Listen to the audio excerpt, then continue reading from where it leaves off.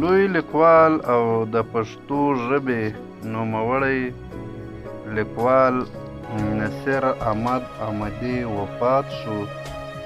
رویه شاد.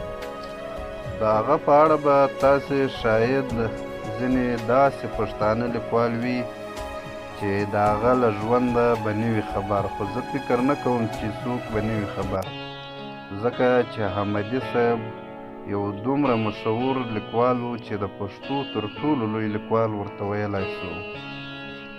د هغه په اړه باندې دا معلومات تاسو سره شریکوو او هیله لرو چې ستاسو به دا معلومات ستاسو په علم کې اضافه وکړي. د داستاني اثارو مشهور افغان لیکوال نصیر احمد احمدي په کابل کې د 47 کالو په عمر وفات شو.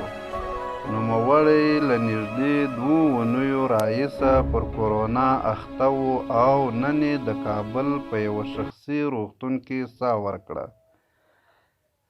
د افغانستان ولسمشري ماڼۍ په یوه اعلامیه کې ولسمشر محمد اشرف غني د نصیر احمد احمدي پر مړینه خواشیني څرګنده کړې ده. د ارګ په اعلامیه کې د ولسمشر غني له قوله ویل شوي، نصیر احمد احمدي د پښتو ژبې د بډاینې او په ځانګړي ډول د پښتو ناول لیکنې په برخه کې د قدر وړ هلې ځلې وکړې او ډېر ګټور ناولونه یې ولیکل. نوموړي په خپلو لیکنو کې لوستونکو ته منځلاریتوب او زغم او د افغانستان پرمختګ ته بلل.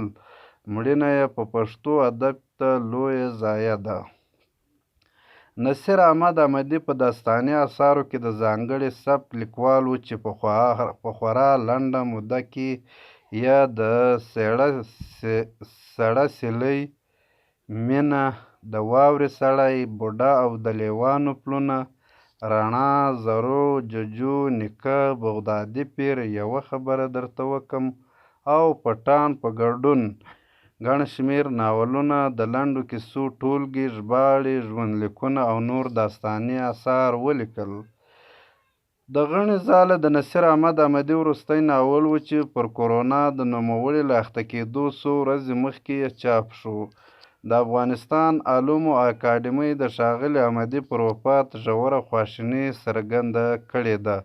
د علومو اکاډمۍ په یوه اعلامیه کې ویل شوي، ارواښاد نصیر احمد احمدي د ملي فکر خاوند او ترڅنګ یې د پښتو داستاني ادبیاتو د اوسني پیر نامتو لیکوال و.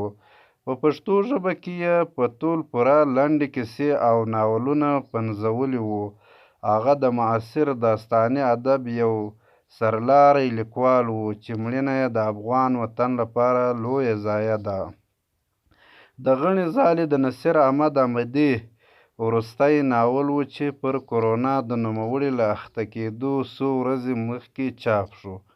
د خواله رسنیو ګڼ شمېر افغان کارکوونکو، لیکوالو او علمي شخصیتونو د ښاغلي احمدي پر مړینه سخته خواشیني څرګنده کړې ده او د نوموړي مړینه یې د افغانستان داستاني ادبیاتو لپاره ستره ضایعه بللې ده. په فیسبوک، ټویټر او په نورو رسنیو کې موږ د لر او بر افغان ځوانانو غبرګون وینو چې له یوه او بله ځایه راځي او غمرازي کوي او ډېر دا ادعا کوي چې له موږ سره یې کتابونه شته او کتابونه وراته غلي غلي ګوري. نصیر احمد احمدي داسې ناولونه لیکلي دي چې په اسانه ساده الفاظو او د پښتانه ژوند ټول کړه وړه یا پکې رايوځای کړي دي. که د نصیر احمد احمدي لیکوالي ته نظر وکړو او هغه په غور واورو، نو دا زه ویلای شم چې په اوسني وخت کې د پښتو تر ټولو ستر لیکوال دی. نصیر احمدي ځکه ستر لیکوال دی چې داسې ناولونه په پښتو کې مخکې چا نه دي لیکلي. که یې لیکلي دي هغه هم ډېر کمساري دي، لکه د نور محمد ترکی به موږ واخلو چې ډېر ښه ناولونه یې لیکلي دي، خو هغه یو څو ناولونه دي. نو بیا داسې تر نور محمد تره راوروسته که نوم د چا د ناولونو یادېږي نو هغه به هم نصیر احمد احمدي وي. او له نیکه مرغه د ده دوه مشهور ناولونه، یو